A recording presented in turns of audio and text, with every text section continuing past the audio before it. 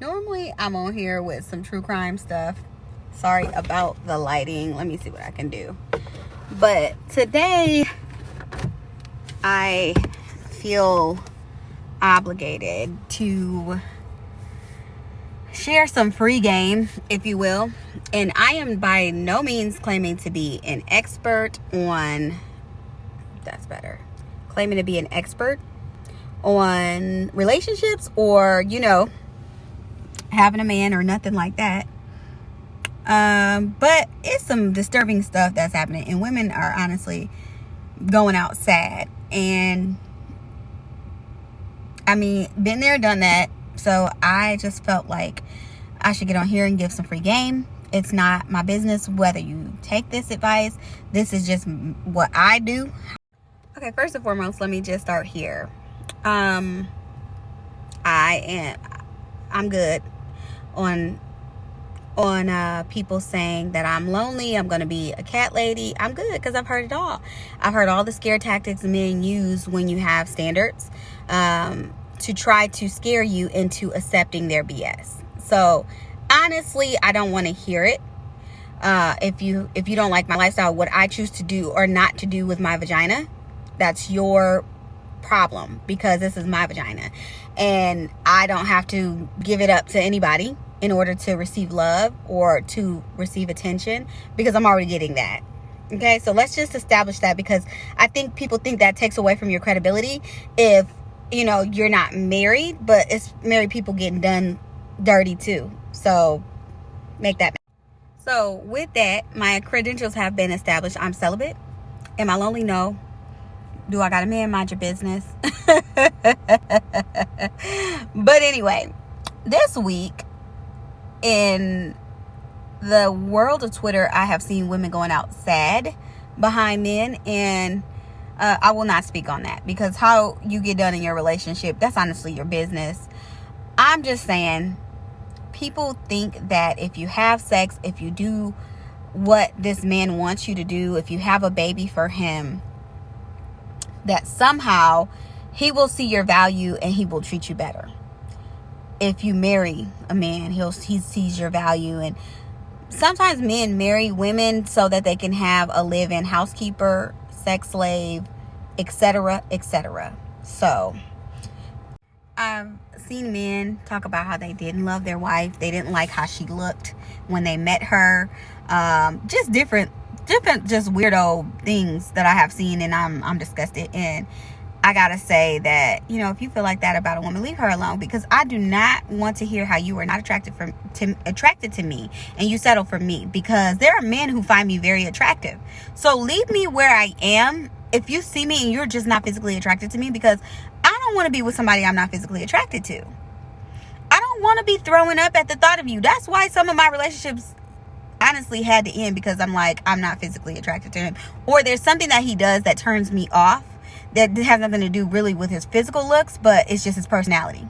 So it just makes me want to vomit. So why be with someone who turns you off like that? So a lot of times what I notice, because I think women think men think the way we do, and they don't. And the problem with that is that men thinking like we are. So we try to do all these psychological things, all these mind games to try to make them act right if they're not acting right in our relationships. And you can't make somebody act right. It's never worked on me. I mean, my mama used to do all kinds of crazy stuff to get me to act the way she wanted me to act, and I never did, because naturally I'm a rebellious person. And that's not necessarily a bad thing, because I'm going to ask questions. Really, I'm going to be like, why? Why are we doing this? And if it makes sense to me, normally I'm on board. But if it don't make sense to me, I'm like, wait, let's make it make sense. That's why I say that a lot. Make it make sense. Because if it makes sense to me, I'm going to go with it. So naturally, I'm a rebellious person. So it's never worked on me. So trying to manipulate a man into treating you the way you deserve to be treated is never going to work. It's never going to work. Mind games don't work. I'm going to tell you that from years of experience. You could be trying to play mind games and hurt your own feelings. So it's best to do you. And what I mean by that is not that you don't love a man through some things. If y'all feel like it's y'all ministry to heal a man, then that's your business. I'm just saying for myself, I'm not interested in a man who is not healing or working on himself and who thinks his healing is my responsibility because I'm his woman. Now, if he is working on himself and he's not healed in the area, but he knows, he's aware, and he's working on that, and he's willing to work through some of his issues, I can deal with that. What I can't do, let me just say this. I won't say I can't. What I refuse to do anymore is try to be a hospital for a broken man. A man who's broken and he knows he's broken and he's not doing anything or actively working towards his healing. That's not what I'm going to do. Secondly, if another thing that came up in this round of foolery is the issue of if you want your man to have video games or not. That's not your business. You can't control if a man games or not. Like, why should you care? As long as that man is doing something that's good for his mental health, you gonna find out later on in life that is good. That this man having an outlet or a system of release is good, because you do not want to be with a man who has no other outlet for his emotions, his frustrations, than doing illegal or harmful mess. Another thing came up. Everybody on this DaBaby Danny Lee mess, she knew how he was. She thought it was cute to make a song about how he want her and she a yellow bone. She found herself in a worse predicament than them other baby mamas. And she went out sad because she expected something different simply because she felt like she was a white woman and she thought white privilege would work in the way that a man treats you, and it don't, sis. Because men gonna treat you how they gonna treat you based on who they are, not you. So, and we don't know the rest of what's going on in that relationship. We just see what we see on social media in their lives. And they're also very young. And I see like older men, you know, and older women involved. It's like, girl, these are kids. They gonna act the way kids do. In no way, shape, or form should you take on their mentality. Because they're kids. They're young. You know, they're young. They're gonna do that. I think my point I'm getting at is that a lot of us take our relationship norms from social media, which is so far from what you should do. It's so far off from what you actually should invest in.